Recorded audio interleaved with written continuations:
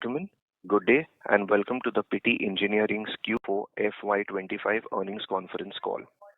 As a reminder, all participant lines will be in the listen-only mode, and there will be an opportunity for you to ask questions after the presentation concludes.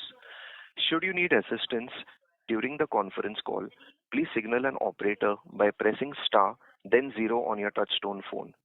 Please note that this conference is being recorded. Before we begin, I would like to mention that some of the statements made in today's call may be forward-looking in nature and may involve risk and uncertainties. For a list of such considerations, please refer to the earnings presentation. I would now like to hand the conference over to Mr. Akshay Pitti. Thank you, and over to you, sir. Thank you. Good evening, everyone, and a warm welcome to our Q4 and full year FY25 earnings call. I'll begin with a brief overview of our performance and a few updates, followed by the Q&A session. FY25 was a landmark year for the company with a successful completion of 2 acquisitions and a merger. We closed the year on a high note, delivering robust growth across all performance indicators. Consolidated revenue grew by 34.87% to rupees 1,743.36 crores. Consolidated EBITDA grew by 49.77% to 271.12 crores. Consolidated PAT was rupees 122.28 crores, higher by 36.32%. Consolidated sales volumes for lamination was up by 49.43% at 63,215 metric tons. For the quarter Q4, consolidated basis revenue was 472.30 crores, a growth of 28%. EBITDA grew by 54% to 80.08 crores. PAT, however, declined by 21.43%, coming in at 36.14 crores. This is mainly on account of the incentive being booked in Q4 of last year, which is not the case in the current year. Sales volumes in the quarter was 17,185 tons, a robust growth of 50.28%. On the operational updates, our major capex cycle is now complete. We have commissioned a new capacity in Aurangabad plant, taking the consolidated sheet metal capacity to 90,000 metric tons. Our machining capacity now stands at 648,000 machine hours, and the combined capacity of our casting facilities is now 18,600 metric tons. On the business outlook, looking ahead, we continue to see demand across key product segments, including railways and both domestic and international. In green energy, wind and hydro continue to remain strong. Pumps is showing a revival in its offtake, and power generation continues to show strong demand. Our machine components business is on track to achieve a revenue of 750 crores in the next 18 to 24 months. As we integrate our recent acquisitions into our operations and consolidate our business, we are focused on reducing our cost and increasing our efficiency. This will help us in improving the overall margin performance. In the backdrop of ongoing geopolitical and international trade uncertainties, we remain cautiously optimistic and are targeting a revenue growth of 15% for FY26. With this, I would like to move to the Q&A session of the call. Thank you, sir. We will now begin with the question and answer session. Anyone who wishes to ask a question may press star and 1 on their touch-tone telephone. If you wish to remove yourself from the question queue, you may press star and 2. Participants are requested to use handsets while asking a question. Ladies and gentlemen, we will wait for a moment while the question queue assembles. The first question comes from the line of Bala Subramaniam from Arihant Capital. Please go ahead. Good evening, sir. Congratulations for a good set of numbers. Sir, first question regarding this Bagadia Chaitra Industries and Dakshin Foundry. So what are the sales and EBITDA numbers and on volumes for these two Bagadia and Dakshin Foundries? For FY25. The sales volume is given in the investor PPT for Bagadia. The sales volume for the full year is 14,075 tons. And in Dakshin, the sales volume is 3,224 crores. Sorry, 3,224 tons. In terms of revenue, I believe Bagadia Chaitra did a revenue of 240 crores and Dakshin did a revenue of 72 crores. And EBITDA numbers, sir? In EBITDA, what happens is that we make certain sales to these subsidiary and vice versa. So in elimination of profit, each individual subsidiary, you cannot look at it. You have to always look at it on a consolidated basis. Okay, sir. So any approximate margins are like 5-6%, any approximate margins? Bagadia Chaitra Index margin, earlier it's 5.6%. Is that in the same range or any improvement?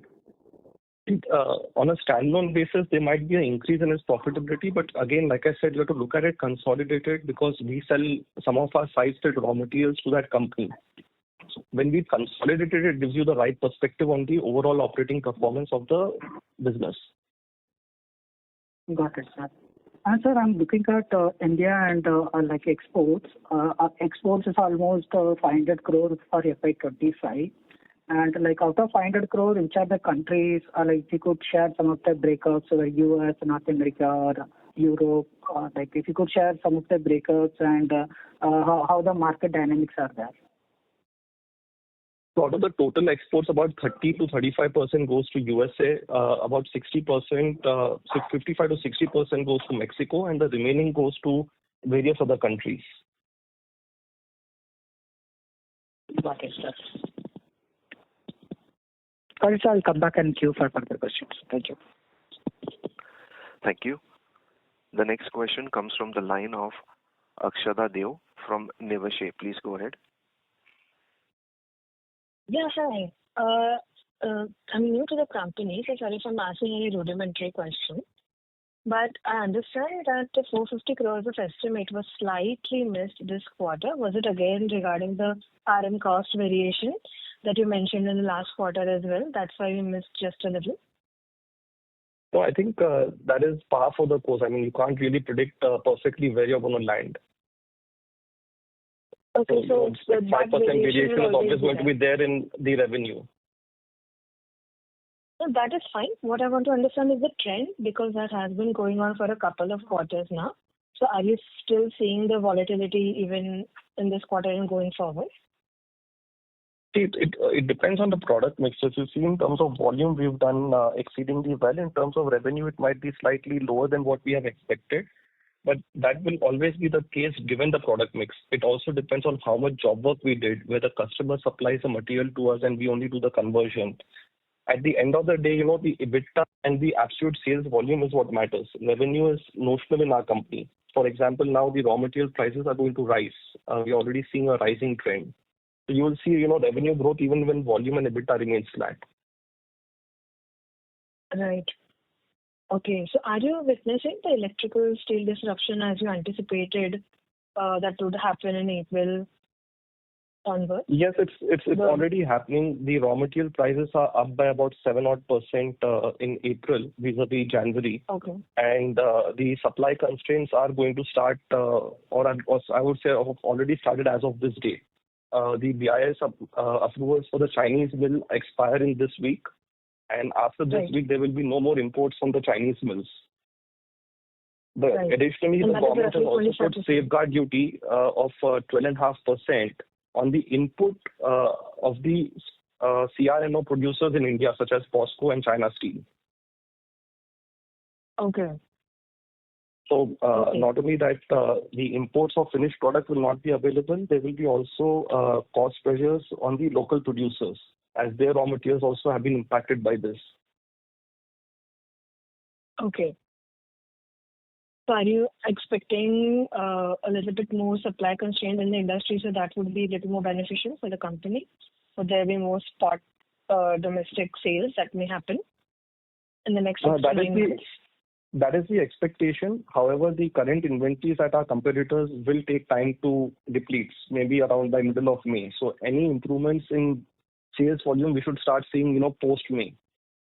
But that is the expectation if the current policies are maintained.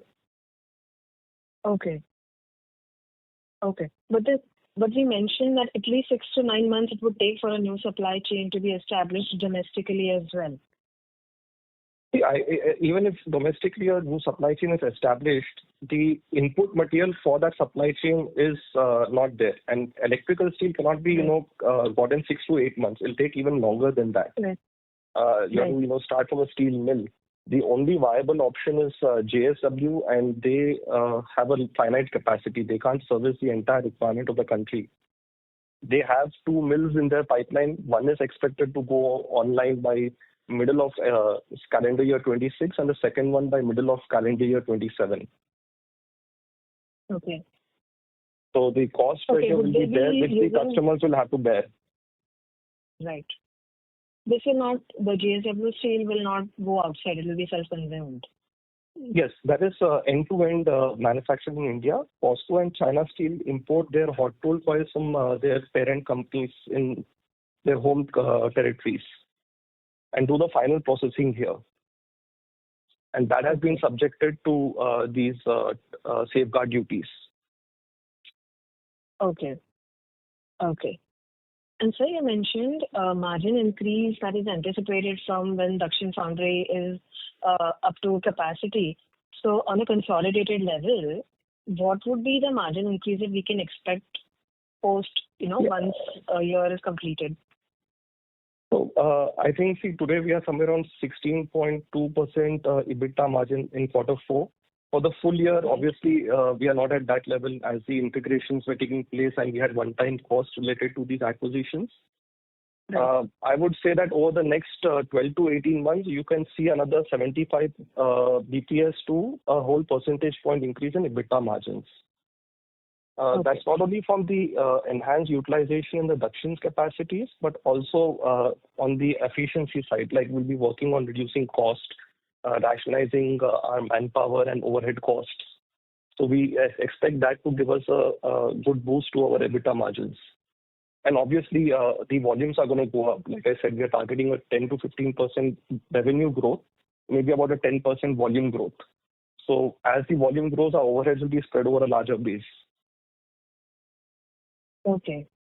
So once you're done with the capex and WIP and everything comes live, so post FY27 when things are better utilized, what is the revenue potential that this would give? You can give me a range because I understand pricing is varied, but a ballpark figure. On a constant raw material basis for FY26, we are targeting 2,000 crores. And in terms of volume, our target would be somewhere around 68,000 tons on a consolidated basis. For FY27, we have a peak capacity of 72,000 tons in terms of a saleable capacity. And at that, we should be at about 21 to 2,200 crores. Okay. Obviously, looking at the market scenario, how everything pans out, we shall be looking at doing capex in the second half of the current year or the first half of FY27. Because we don't want to be restricted to 72,000 tons if the market will support us. Okay.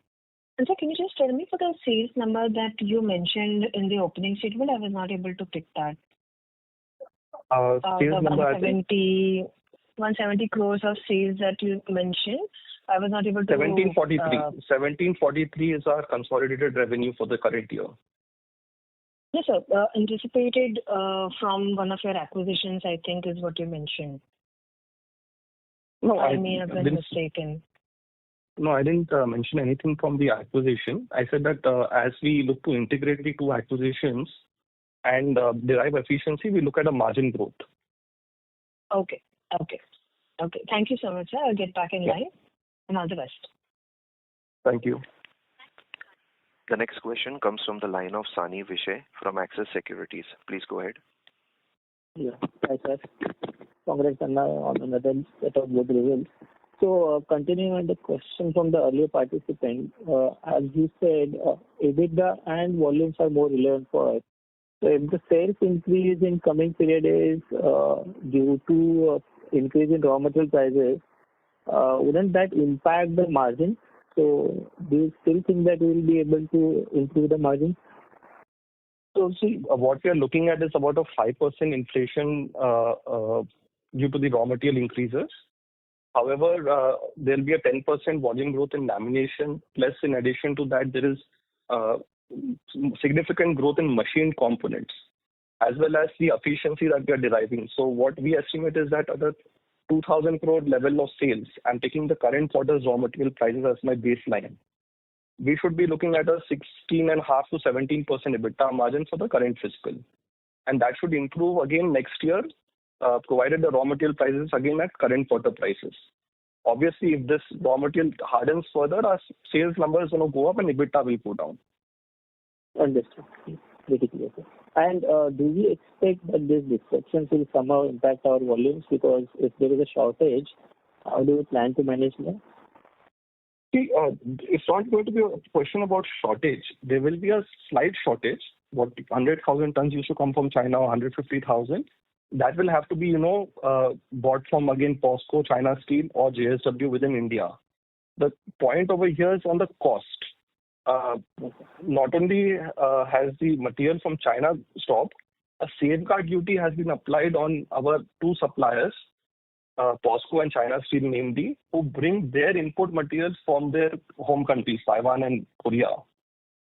So the cost pressures will be there in the market. It all depends on how easily the motor manufacturers are able to pass this on to their clients. Understood. Okay, and the other point we had mentioned in the last quarter that there was some disruption due to the Bharat 6 norms. So Yes. do we think those are settling down in this quarter, or do you think there will be some pain in this quarter as well? So if you see last quarter, Q4 itself, the volumes in Pitti Industries, the subsidiary, have picked up vis-a-vis Q3. And we see that trend continuing in Q1 of the current fiscal. So not only the Bharat 6 norms, but also the pump industry, which was slightly depressed due to unseasonal rains in the south, is again back. So we see a strong volume growth in PIPL. Okay. Finally, a bookkeeping question. So what are our expectations on target on debt level, and would the current quarter's finance cost fair run rate to assume going there? As we go through the year, obviously we'll have accumulated profits, and those will go towards reducing our net debt. There are no major capex commitments. So I think this is the peak finance cost that you can factor in. After this, you should be seeing gradual reduction. Okay. Super. Thank you, sir. Thank you. Thank you. The next question comes from the line of Harsh Vora from DR Choksi Finserv Private Limited. Please go ahead. Yes, I'm audible. Yes. Yeah. Hi, sir. Good afternoon. I would just like to know the current total capacity of castings and where does the components business stand today in terms of size? So, if you look at the total capacity on castings, the nameplate capacity is actually higher. The currently usable capacity is 18,600 tons. It is restricted by the amount of power that we connect to our factory. The molding side, in foundry business, there are two capacities, right? One is on the melting of material and second on the molding. From a molding side, we have capacity roughly up till 28,200 tons. However, due to the electrical cost, we have restricted it to 18,600. In terms of revenue, I would say last year our components business was about 250 to 275 crores. And if you add the components that we consume internally as part of our assemblies, it would be closer to about 375 crores. Okay, sir. And where do you see it going in the next 2 years? Like I said, 750 crores is our target, and we are on track to getting there. Right, sir. And sir, can you throw some light on the IC and EV business as well as the consumer durable segment? So IC, I would say entirely automotive is a very small portion of our business. It's a portion of our business we are excited for over the next 5 to 10 year horizon as that market matures for us, and the sourcing of these products which go into automobile starts locally. So currently, it's about 0.7% of revenue. It has tremendous potential, but it will take time. Consumer durables, I would say the same thing. It's a very low margin business for us. So we do it, I would say, selectively. We only do it clients such as Itemberg today, where the margins are better because their product is a premium product. So as again the localization of these consumer goods, especially in the premium sector, starts in India, I would say that our business volumes in those two segments will rise. Right, sir. And I hope the wind energy continues to do well. Any progress on the pumped hydro project?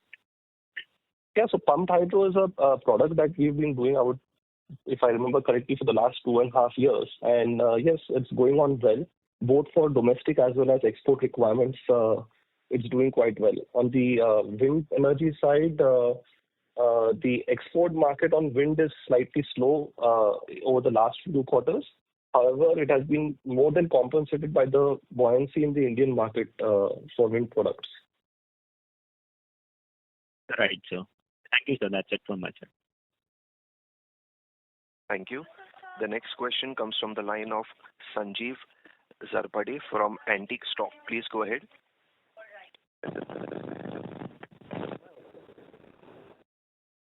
Please go ahead, Sandeep, with your question.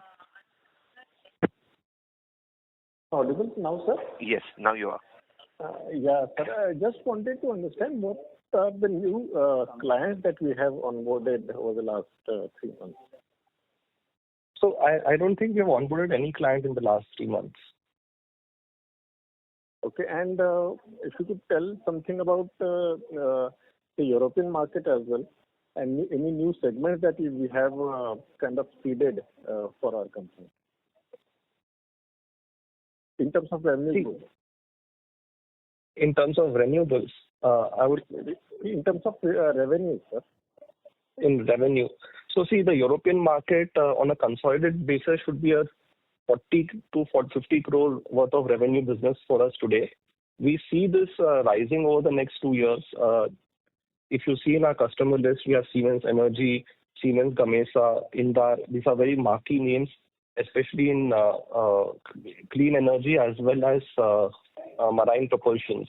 So we supply products to them across all those segments, locomotives, marine products, compact hydro, green hydrogen. And based on the outlook given by them, we are told that the business should go to about 150 to 200 crores of top line in the next 2 years. Okay. Okay, sir. That's it from my side, and all the best. Thank you. The next question comes from the line of Dipesh Agarwal from UTI AMC. Please go ahead. Yeah. Hi, Akshay. My question is more on the tariff side. What you're selling to Mexico is also indirect export to US, or this is for the Mexico only? So of what we sell to Mexico, I would estimate based on our discussion with customers, 70% would eventually land up in US and 30% would be for rest of the world. Okay, so effectively that is also exposed to US. Yes. US exposure would be more like a 60-65% for us of the total export. See, again, what lands into US eventually is not a US consumption. So Wabtec makes locomotives which they export to rest of the world from the US facilities also. So there's no way of actually pinpointing what is the eventual export and consumption of US. Okay. And the other thing is, I want to know your thoughts whenever the tariff resume after this 90 days pause.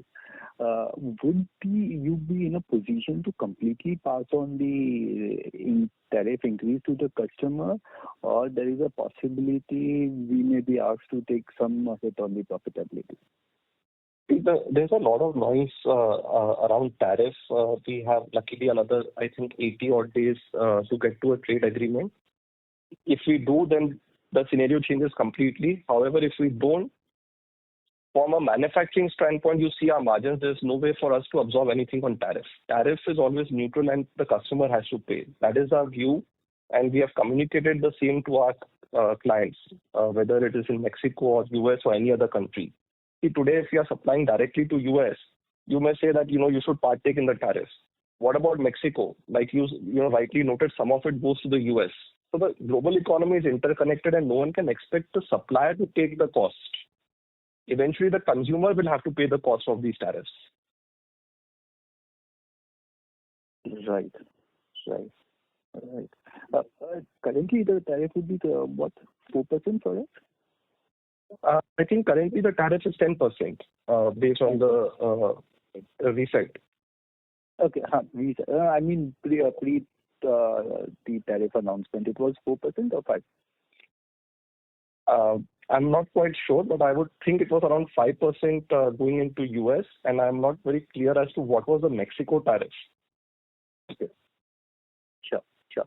The other thing is on the volume front. I think you have been highlighting that our focus is to increase the high value added assemblies. Machine components for the year did very well. High value added assembly volume was up just 3%, whereas loose lamination volume was up almost like 26-27% for the year. Anything to read into this? So I would say this is because of the acquisition of Pitti Industries. If you see, most of their sales volume is in the loose and low value added parts. And if you then go down, the high value added is one part. Further from the high value added, the integrated stator frame and rotor shaft assemblies are up by about 12%. So if you see, there's a good amount of growth even in the higher value on the higher side. Understood. Thank you and all the best. Yeah. Thank you. The next question comes from the line of Het Choksey from Devin Choksey. Please go ahead. Hi, Akshay. Congratulations for a very good Q4 and FY25 and incredible performance in this testing time. So keep up the good work and best wishes for FY26. Thank you. Yeah, my first question was on the end user industry. Looking at the last 3 years, how your end user applications have shaped up, there has been a lot of stability in terms of the segments in which you are operating. But with the new acquisitions which you have done, how would you see the end user industry as a percentage of the total shape up in the next year and maybe in the next 2 years or 3 years? So, with the acquisition, I would say, pumps and power generation have kind of grown. Pumps has got added as a new segment. Automotive has grown, I would say, from 0.37% of revenue to almost a percentage, so like 3x from where it was. Standalone legacy Pitti segments such as data centers and traction motor railway continue to perform well. Industrial and commercial motors are declining, which are our low margin business as is, due to the competitive intensity.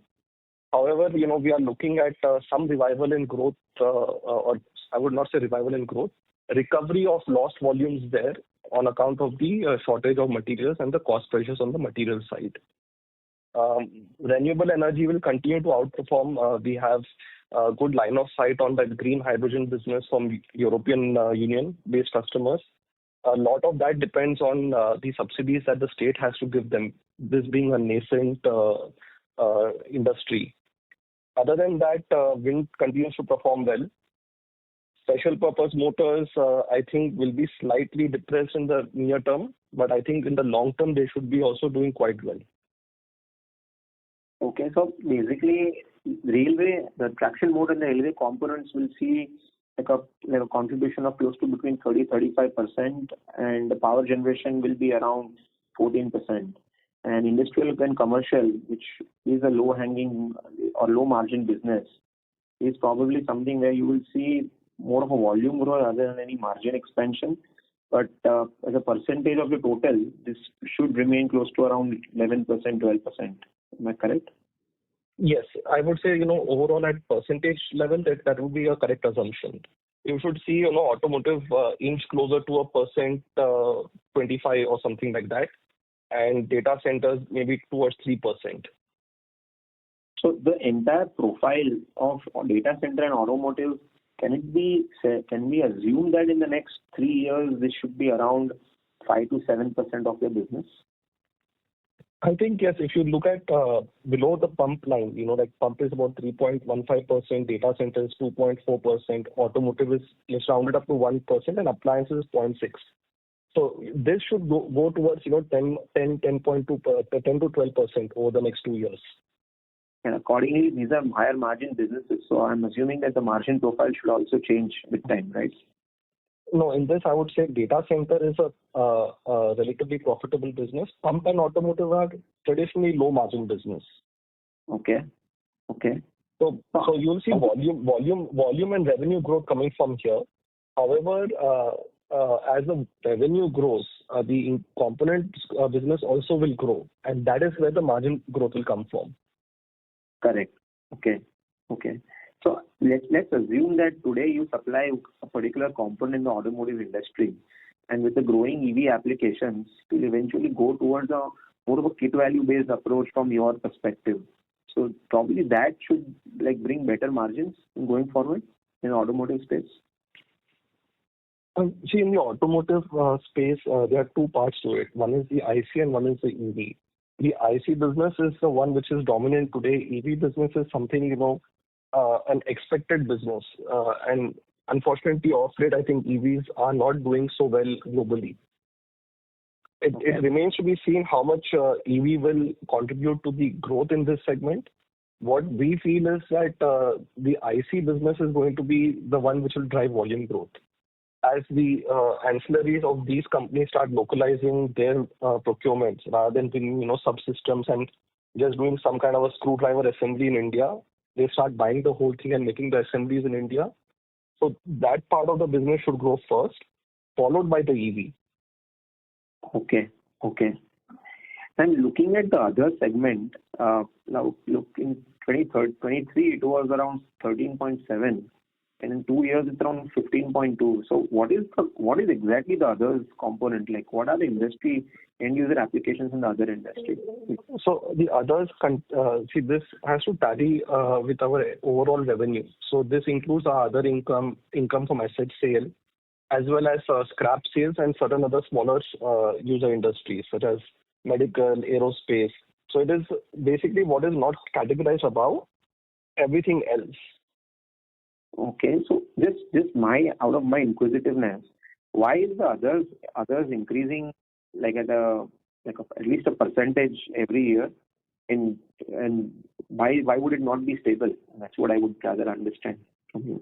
So if you take FY23 to FY25, the other income on account of incentive in FY23 was mere 14 crores. And this year it's about 30 crores. So that is one reason why it jumped significantly. And the second is when we consolidate our revenues, Dakshin Foundry, which is a subsidiary, has a significant amount of interest income as it is sitting on a lot of cash. So that also kind of goes in there. Okay, so as exports are higher vis-a-vis 23 to 25, significantly higher. So the export incentive that we enter to back and licenses, BBK, so that also is kind of put in here. Okay. And my second question is mainly on we saw election year last year. So I understand a lot of capex-oriented businesses face delays on account of contracts and renewals and allocation towards the appropriate allocation. So we see a lot of industries like governments are not utilizing their budgetary allocation towards the capex infrastructure on account of elections and state elections. What's the picture for FY26? What is your sense of allocation this year? Luckily, we are not very dependent on government capex per se. A lot of this is basically private capex, what we do. The only place where we are kind of dependent on government is the Indian content of our railway business. Okay. And that is very small, and that's continuing at the same rate as last year. We don't see huge growth there. Okay. But as I understand, the Vande Bharat train sets getting manufactured in India and you being supplying to MEIL and BHEL, what is your sense on that? I mean, that should increase with time, right? I think if you see the overall order book at those customers, it's not grown. I don't think there are new tendering that is taking place on Vande Bharat. And whatever order backlogs they have to complete those. So if and when a new tender does come, it will mean again volume growth for us. As of now, we don't have any line of sight on any of those. Other than that, if you look at the locomotives that Indian Railways makes in Banaras or Chittaranjan, they are more or less flat. And the private companies which make locomotives in India, such as Siemens, Alstom or Wabtec, they have a fixed yearly contract over multiple years. So I actually am not able to see significant volume growth. Stable volumes, yes. Significant volume growth to be seen. Okay, so significant volume growth to be seen in the power railway component business, but definitely seen in that industries like power generation and renewable energy and data centers, correct? Yeah, so data center, power generation, renewable, we are seeing significant volume growth. Okay. And just the last question, what would be the percentage of Indian business to our overall in the end user industry? Like, see, if your traction motor and railway components is 33.9%, what is the percentage of the Indian business out of that, if I can rightly understand? So total traction motor and railway components business was roughly about 600 crores. Out of that, about 200 crores was domestic and 400 crores was export. Okay. Great clarity, Akshay. Keep up the good work and best wishes for FY26. Thank you. The next question comes from the line of Abhijit Mitra from Nios Alpha Investment Management. Please go ahead. Yes, thanks for taking my question. Actually, I hope I'm audible. Yes, you're audible. Please go ahead. Yeah. So firstly, just to understand the margin guidance, the 16.5% to 17% is X of other income, right? You don't include other income into that 16.5% to 17%. That's X of other income. Yeah, understood. Second is on the volume growth guidance of 10%, just to understand a bit better. So this 10% is essentially on the laminations volume that you're guiding, right? Yes, that's correct. And this is like standalone plus PIPL or standalone? No, consolidated. To be more specific, okay. We are looking at a target of between 68 to 70,000 tons in terms of volume. Okay, understood. Okay, and this year it was around 64,000, right? Yeah, about 63,200. Understood. Got it. And on the casting side, I think initially you mentioned on the machine component side, you mentioned a revenue of 750 crores in 18 to 24 months. I missed the current year's revenue. What is the current year's revenue? Sorry. So the total machine components business yielded about 375 crores of revenue, of which about 250 was plain vanilla machine components, and remaining were parts which are used in our assemblies of lamination, such as the child parts that we give as a separate line item. Okay, understood. So this 375 crores will go to 750 crores? Yeah, that would be correct. Okay, got it. And lastly, regarding your discussions with Wabtec, I mean, what are the things that you are picking up in terms of, their understanding of the continuity of the capex, or there is a huge North American fleet upgrade which is ongoing. So there are two parts, right? One is, of course, the North American capex, plus there are, capex happening worldwide, to which they are also suppliers. So any sort of themes that you have picked up in your discussions, or anything that you might want to share? So it's a very two-sided discussion, right? On one hand, you have a huge capex going on in North America in terms of fleet upgradation. On the other hand, you have this tariff. So one day you have a conversation which talks of volume growth. Second day you have a conversation which talks of tariffs, how China is having very high tariffs and India will is currently having both tariffs, and that will continue. China may not have a 250% tariff, but definitely the tariff in China eventually will be higher than India. So how do you move supply chains to India? Those are another discussion. So, there's a lot of flux there, I would say. It will take time that macro needs to clean up. There needs to be trade deals taking place. Tariffs need to stabilize to yield any fruitful discussion. While the business is there, how long will that business remain is very unclear. See, the point is, if this tariff war continues, are we looking at a recession in the US? And if we are, then all of those fleet upgradations go away. So the biggest thing is the macro when it comes to US recession or not US recession. Understood. Thanks. That's all from my side. Thank you. The next question comes from the line of Shyam Maheshwari from Aditya Birla Mutual Fund. Please go ahead. Yeah, thanks. Hi, Akshay. Congrats on a good set of numbers. Couple of questions from my side. Firstly, on the machine component side, obviously we have been continuously adding capacities here, as can be seen from your presentations, over the last 3 or 4 quarters. Where do we want to eventually take up this capacity to? I think it's about 630,000 machine hours. But is there a plan as to how much capacity you want to add over the next couple of years?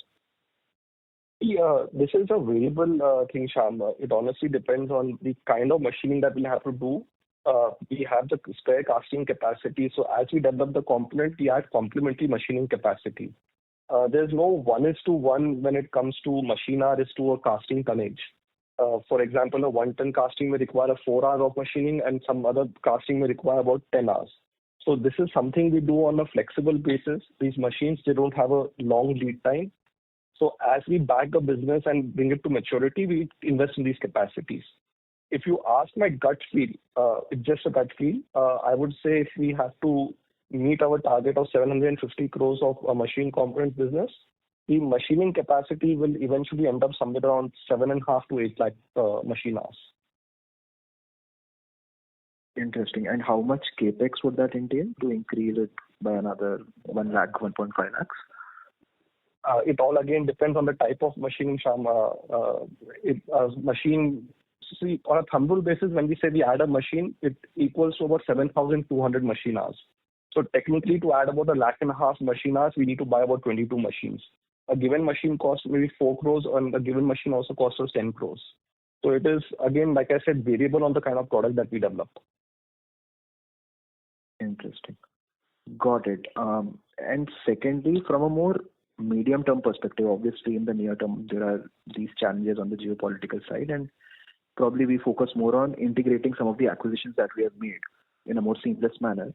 But from a more medium-term perspective, what are some of the key KPIs that you guys are kind of looking towards from a strategy point of view?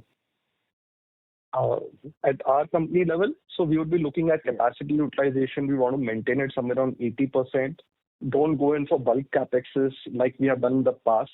The time is now to be cautiously optimistic and add capacity on a reactionary basis rather than an expectation basis. So you should look at net debt going down. That would be a key KPI for us. The second one will be how we optimize our ROCE. Third one would be how we optimize our overhead costs and how we integrate our multiple businesses into one seamless entity on a non-financial parameter side. Got it. Thanks for answering it. Best of luck. Thank you.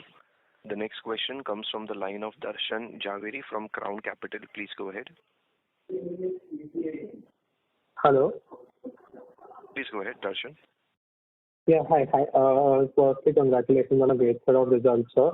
So just wanted to, ask a bit of a small clarification. We were saying around 2,000 crores of revenue that we can, do maybe this year on a constant raw material basis. So that would be for a standalone or consolidated business we're speaking about, sir? Consolidated revenue on Q1 raw material cost. Okay. No, fair enough, sir. And so then, sir, for FY27, because we are saying that capacity would be near full utilization, so the growth will not be that much because we are saying about 2,200 crores. So the capex plan, have we finalized anything, sir? Right now, like we are saying, H2, if you want to do a capex and some plans, any plans, what expansion we want to get into, or what are the areas that we are looking at, sir? So see, there won't be any major capex cycles anymore. We have enough facilities in terms of land and building infrastructure in Aurangabad and Hyderabad and Bangalore. What we will be doing is adding just equipment. So this will have a very short lead time, 4 to 6 months to bring in machines and commission them. So looking at how the current year is shaping up, maybe by H2. Or looking at 27, we shall do in H1 of 27 some capexes. We'll be doing it tactically to meet our customer requirements rather than commit capital upfront today, given the overall uncertainties in the world. Oh, okay. That's a very fast approach, sir. That's helpful. And so the components business that we are speaking about, so we want to essentially, kind of double it. So what's the timeline for that, sir, that we are speaking about? In 2 years from now. Okay. Fair enough, sir. Yeah, and so just the margin, sir. So just from an understanding of someone who's not in the industry, so how much does the RM price increase impact our margins? Like in terms of percentage, I understand because a higher amount of the raw material price will increase the sales number, but what's the corresponding EBITDA increase that happens, or how will it impact the margin, sir? So our margins are unaffected in absolute terms. On a percentage term, it's just that inflation causes your margins to look lesser, or deflation causes your margin to look better. We work on a fixed conversion price with the customer. And we have a price variation formula for raw materials, scrap, and other metals such as copper, aluminum, etc. Okay, fair enough. Got it. So our EBITDA is essentially just a function of our volume only. No, raw material just, will inflate, deflate the revenue. Fair enough, sir. And just last question on my end, sir, the Q4 depreciation is what will be the number that will go ahead, right? So in the next full year, sir? Yeah, I think the Q4 number is the number for the whole of next year. Okay. Fair enough. Until again we do some capex in H2, obviously. Yeah, fair. And so, sorry for that, sir. Just one last question. The capex would be a rough range, no need to, in terms of, it would be around 50 crores, 100 crores. What kind of capex amount you would like to see, sir? See, if again, it's on a very non-committal basis, I can tell you, if the machining capacity does go up, I think that will cost us another 50-60 crores in H2, maybe, potentially, if everything is working out. In terms of lamination capacity, I really don't see anything more than 15 crores in the current year, and maybe another 15 odd crores in the next year. And for next year, in terms of machining capacity, I think we'll be closer to about 60 to 70 crores, if again everything is panning out as per plan. Okay. If in the best case business scenario where you are talking of lamination volume growth beyond 72,000 and machining going to 8 lakh machine hours, cumulatively over 24 months, it will be something like 130, 140 crores. Oh, yeah. Fair enough. And what kind of an asset turn we have on this, sir? See, over here, asset turn in machining will be closer to 0.7, 0.8, because we are already doing the casting induction and utilizing the revenue. So the incremental revenue will be not so much. It's just the value add that will come in. In terms of the lamination investment, your asset turn will be closer to 5, because this is again mostly towards the pump, appliance, LV motor industry, where your margins are lower and your asset turns are higher. Okay. Fair enough. Yeah, that's it from my side, sir. Thank you so much for all your answers. All the best, sir. Thank you. The next question comes from the line of Pratham Rawat from Mirae Asset. Please go ahead. Yeah, thank you, sir. So just one question from my end. I wanted to understand our company's exposure to wind sector, and if we can have a breakup of the domestic and export segment. So, in terms of wind, out of the 4.65% of the renewable energy which contributed to our total revenue, wind would take about 3% in total. And out of that, I would say 75 to 80% for the whole year was domestic and remaining was export. More pointedly, in Q4, there was no export, it was entirely domestic. Okay. So do you see this trend increasing because there was talks of this new MNRE norms where they are implicating more domestic usage of the raw materials? So the wind power generators, that is where our components go in the wind power business of our customers. As far as I know, none of the wind turbine generators are currently imported to India unless there is a full wind turbine coming to India from China. So whether that will spur some growth for us, it is little early for us to estimate that. However, what we are waiting to see is how the European market in wind renewables bounces back. If that does, I think that should yield some growth in the export market towards H2. Okay, sir. Thank you. Thank you. The next question comes from the line of Pulkit Singhal from Dalmus Capital Management. Please go ahead. Thank you for the opportunity. The first question is largely around the whole macro scenario, geopolitical. I mean, you've had marquee customers for the last 10, 15 years, and these guys have huge manufacturing needs.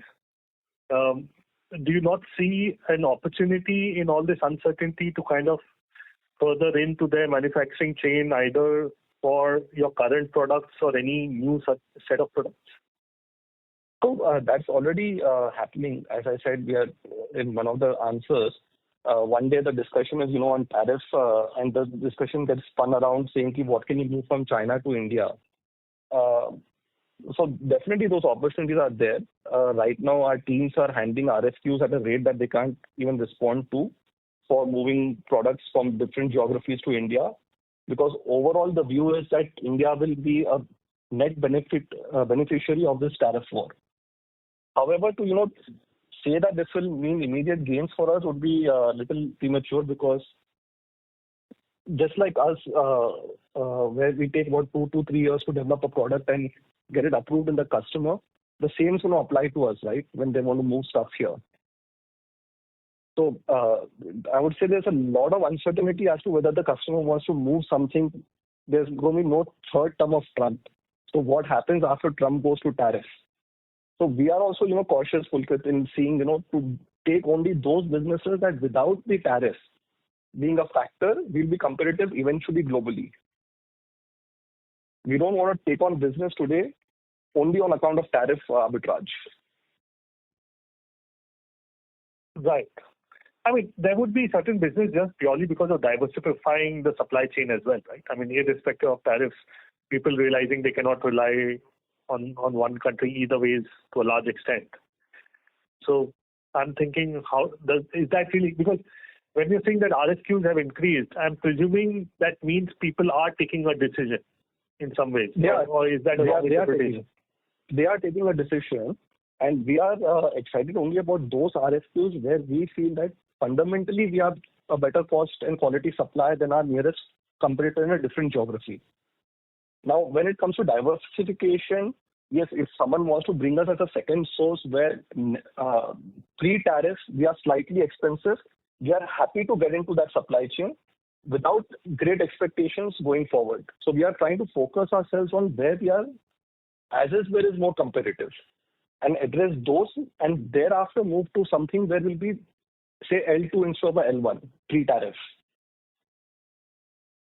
Yeah. So in terms of any quantification, these RFQs, like earlier, let's say a year ago or 6 months ago, I mean, how many would there be per month or quarter, and where is it running now? And to get a sense of what is the level of intensity. out there? So if you talk of customers, right? So they are normally the RFQs would come mostly from existing clients. Once in a while, so in a couple of months, you'll get an RFQ from a new customer, and then that process would take 2 to 3 years for maturity.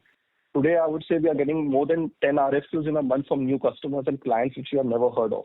These are like medium sized enterprises in Europe and US. They are not global names, but relatively good businesses. So that gives you an idea as to the chain and profile of the buyers. In terms of absolute RFQs, I would say there's like more than a 200% increase in RFQs. While that sounds exciting, I'll give you a word of caution, more than half of these will fail. It is just like, a reaction to the uncertainty geopolitical globally. No, fair enough. I mean, these may, eventually go whichever direction they do. But typically, what is the size of orders for such RFQs? Like, what is the range of outcomes? Right from $500,000 annual business to a $50 million annual business. 50. Yeah, right from $500,000 to a $50 million. Okay.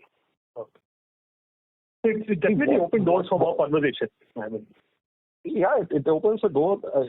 Doesn't open. It's already opened a lot of doors for the conversations. It's already yielding additional business to us.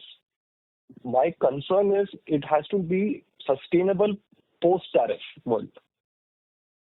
Because I don't see this tariffs continuing the way they do.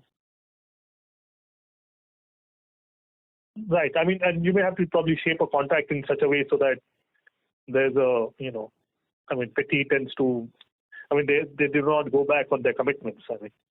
Otherwise exactly. There's no point of taking a contract. See, you may like to put it in a contract, but eventually trying to enforce it is not going to yield you business. That is why I said that we are focusing on business, looking at the fundamentals. So, for example, I'll just give you a small illustration. So like a shaft business, the nearest competitor was in China. Before the new rounds of tariffs were announced, we were as it is more competitive. So we are more comfortable growing those businesses and developing new products in that segment. We will not be looking at doing something where we are not competitive. So say, for example, someone wants us to supply a washing machine clear lamination for a US-based customer. That's something we'll never be competitive against China, X of tariffs. So that's something, even if it means a $50 million business, not interested in. We will entertain the customer. Let's keep the relationship going, but not excited about that. Understood. And how is your I hope you get the intent of how we are, addressing the RFQ. Yeah, it's ultimately you have to decide where you want to go. And what is sustainable. But I'm also thinking that it probably opens door for new products for you to enter into newer areas that you may not have thought of earlier, because you have such customers who would have needs in multiple areas, I would presume. So I'm just wondering whether that also allows you to enter into some areas in some way. So see, there are discussions with clients where they want bound status quo. So that brings in additional element of value add, gets in an element of copper. But again, looking at the tariffs on copper or no tariff on copper, how does that eventually play out? For us, it's a new industry, so it's a little confusing to us. So we will not want to get into something we are not familiar with in such uncertain times. Understood. Lastly, just order book, any sense of what it has been, how it has grown Q1Q, YOY, adjusted for the raw material price? Just to get some sense of direction. Adjusted for raw material price, I wouldn't have that, but you can probably subtract 5% adjustment for raw material. So I would say about 8 to 10% growth in order book from Q3 to Q4, and Q4 to Q1. I would say for real deliveries, it's flat. In terms of expected delivery, we have grown about 10% again. Q4 to Q1, as in? You're talking about the current ongoing quarter? Yeah, ongoing quarter.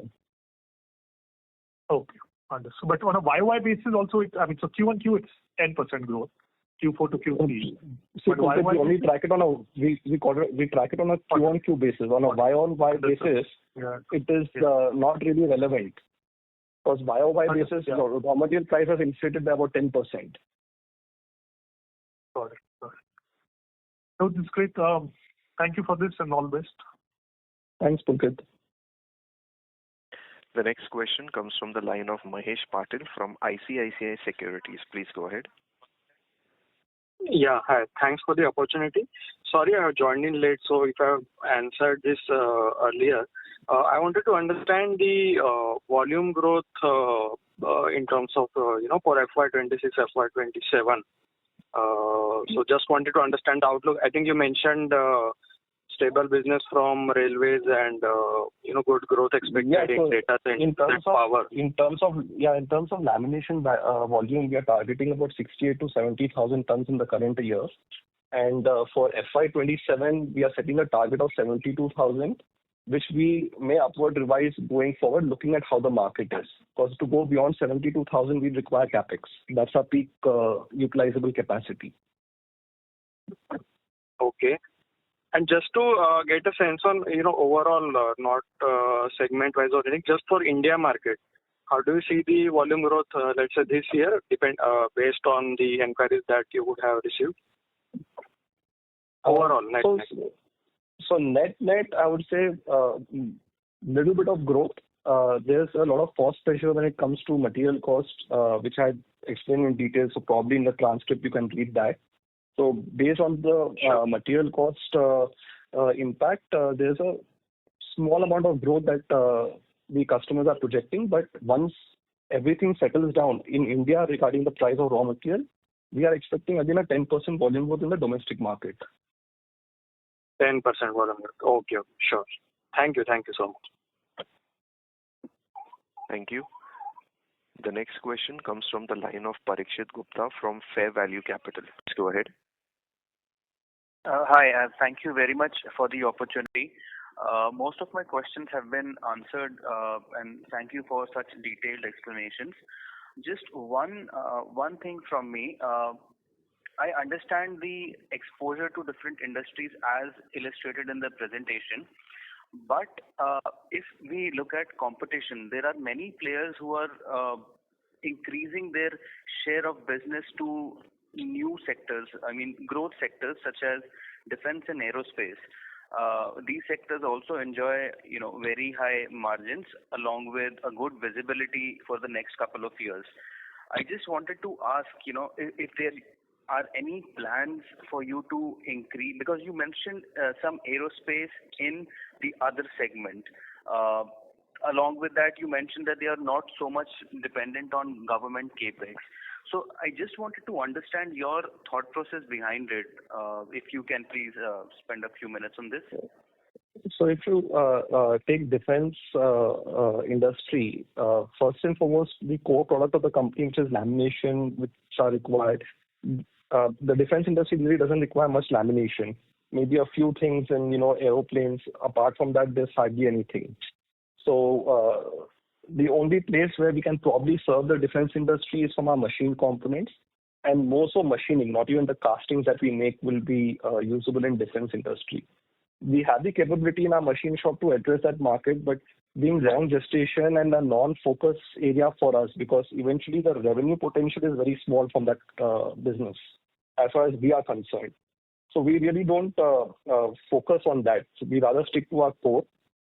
The other consideration is that we require certain advanced equipments which we require to do our processes, which will not be available to us as they are we give a declaration that we will not use these equipments for nuclear and defense industry.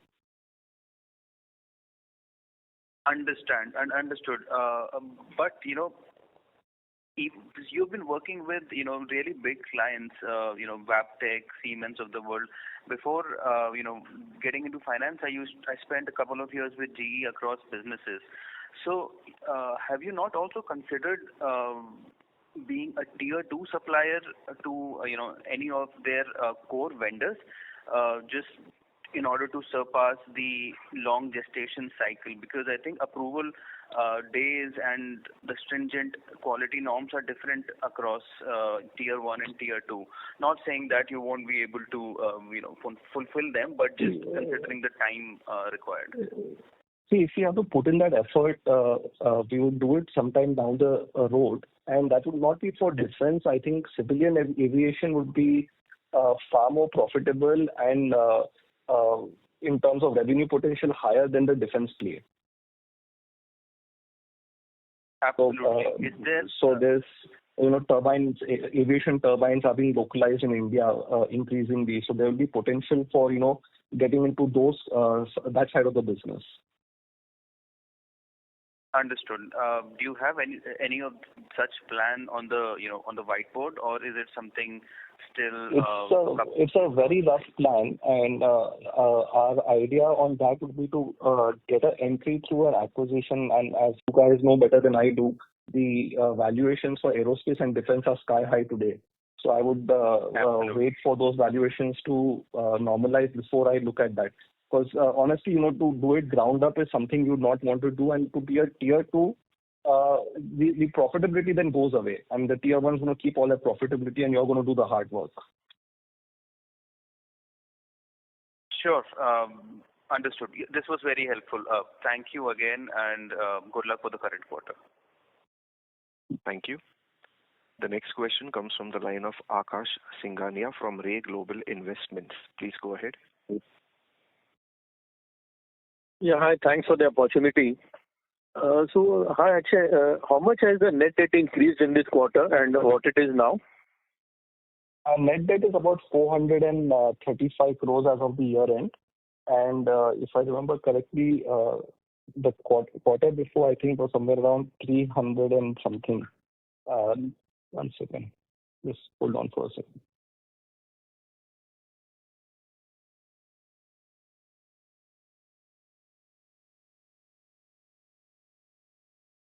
It's 435 for the current quarter. I can't find the last quarter number. I think it's there in the previous PPT. Right. So I guess what I remember speaking with you last quarter was that we were intending to reduce it by around, to sub 300 crores. I think it could be 330, 340 last time. Even I'm not sure. But the intention was to reduce it to below 300, eventually move towards 200, 250 crores. But seeing this increase, just wanted to understand what has led to it. If you look at last quarter, actually, I got the number. It's about 435. And this time also it's about 437. So it's more or less flattish. The reduction will come in the current year as we stop our capex cycle and take a pause.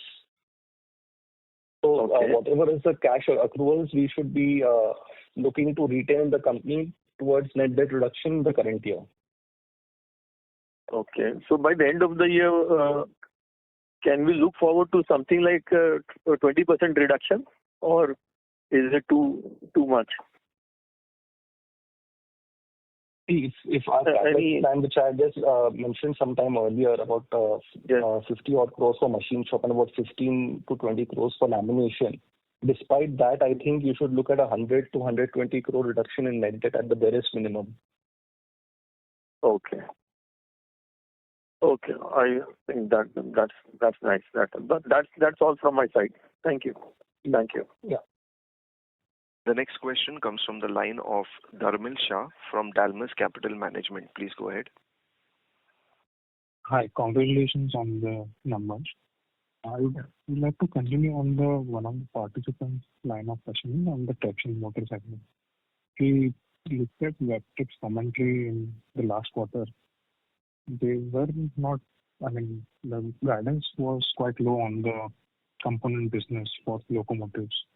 Is there any disconnect because for traction motor segment has been growing at 25-30% for us for last 3 years. Do you see this? I'm not able to understand. You're saying Webtech's guidance was lower, or you're saying my guidance was lower? Webtech's guidance was lower. In general, locomotives delivery in US is expected to be lower than what it was in last 2 to 3 years. See, Webtech is not a US only based company. They have business which they supply in Brazil, they supply in Kazakhstan. So it's again going to their own press releases. They have one significant amount of business in Brazil and Kazakhstan. And those are more than offsetting those potential losses in terms of deliveries in the North American market. Got it. So you expect to see 25 to 30% growth in that? And in addition to that, just one more further clarification. When Wabtec talks of locomotive delivery, that's a new locomotive delivery. They also have a program for doing modifications and upgradations, where they bring in the current locomotive and completely overhaul it, fit in new motors, components, etc. So the mods business continues to be very strong at their end. Okay, I'll check, but I think what I recollect is they mentioned lower single digit for both newer deliveries as well as the mod requirements.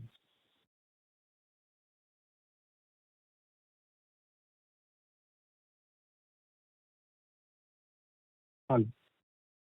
Yeah, you can check that, but I'm quite clear on what I'm saying. Sure.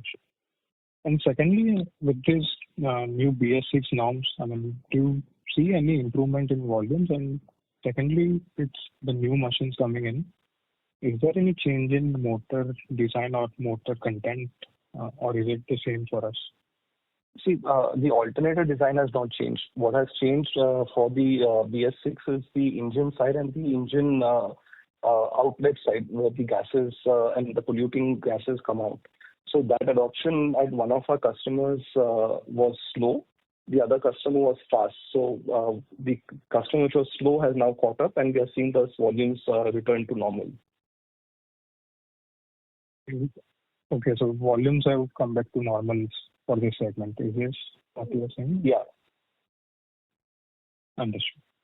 Lastly, what would be the operating profits for Bagadia and Dakshin in the standalone businesses? Just wanted to check whether, I mean, there are synergy benefits playing out or not. In terms of account, I'll give you the number. I think my team will just pull it out while that happens. Like I was saying to the other gentleman before in the call, the synergy benefit is also derived at the parent company level, because we supply these off-cut materials to our wholly owned subsidiaries at a lower cost. Yeah. To them. So, for us, it is still a higher revenue than what we have sold in the market. So the way to understand the synergy benefit is to look at the consolidated EBITDA and not a standalone. However, in terms of standalone EBITDA in Bagadia Chaitra, it is about 17.34 crores for the full year. And in Dakshin, it is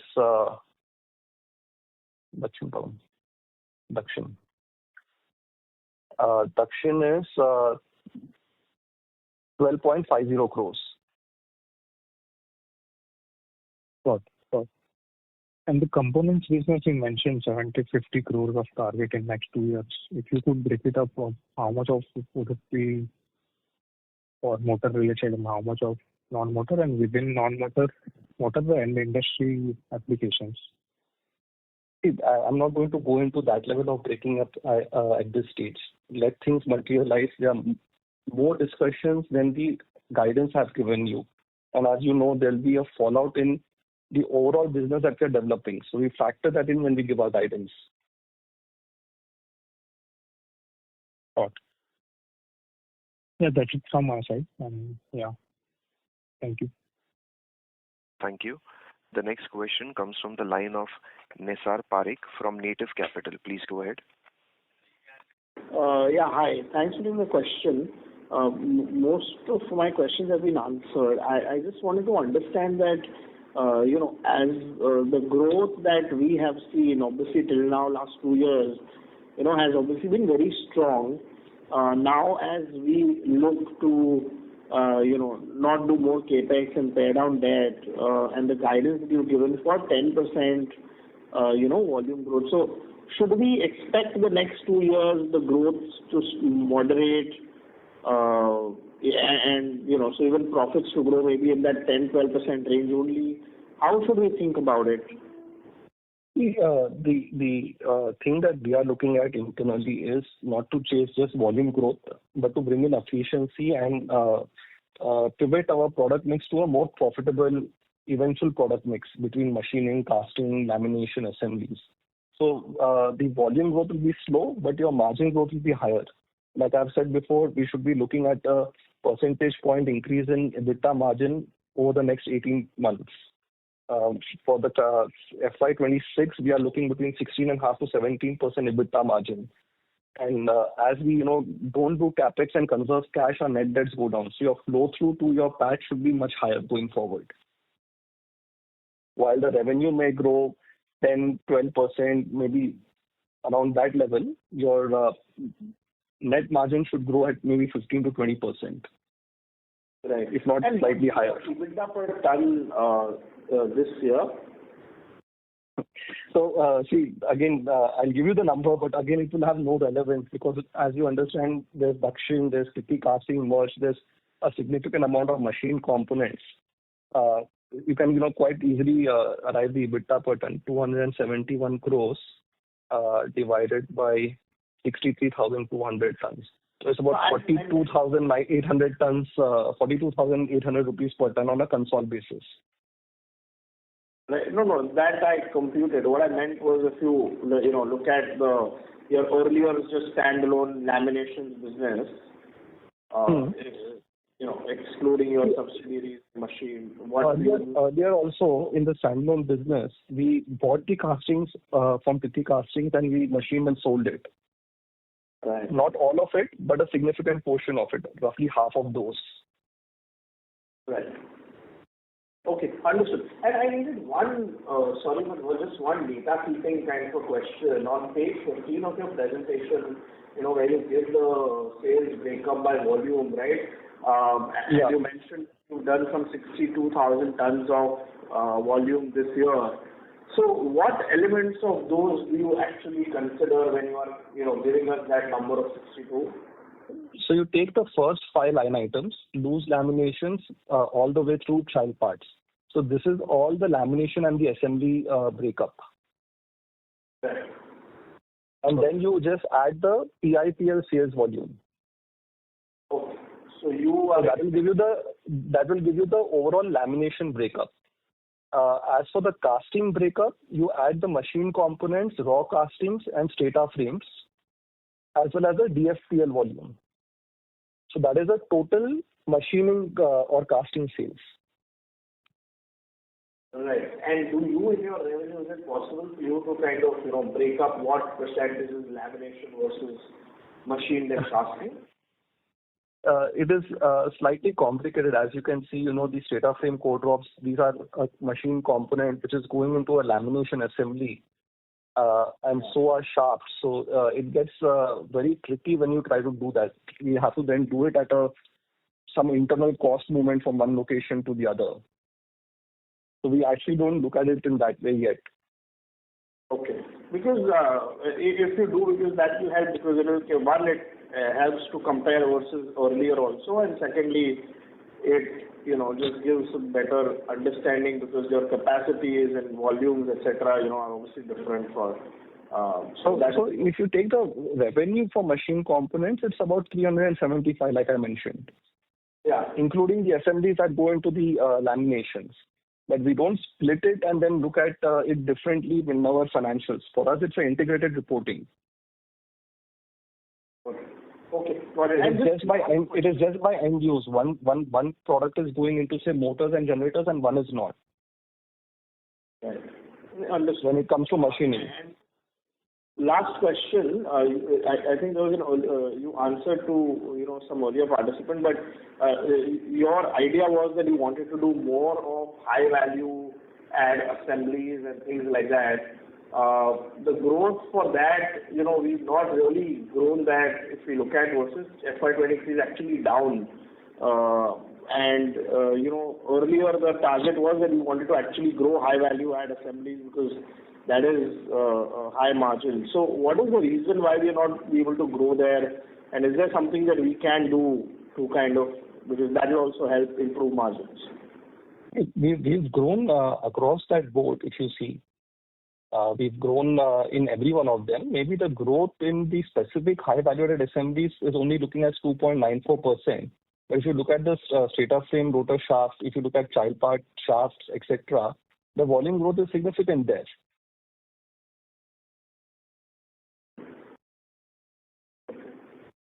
Okay. Thank you so much. All the very best. Yeah. Thanks. Thank you. The next question comes from the line of Bala Subramaniam from Arihant Capital. Please go ahead. Thank you so much for the opportunity, sir.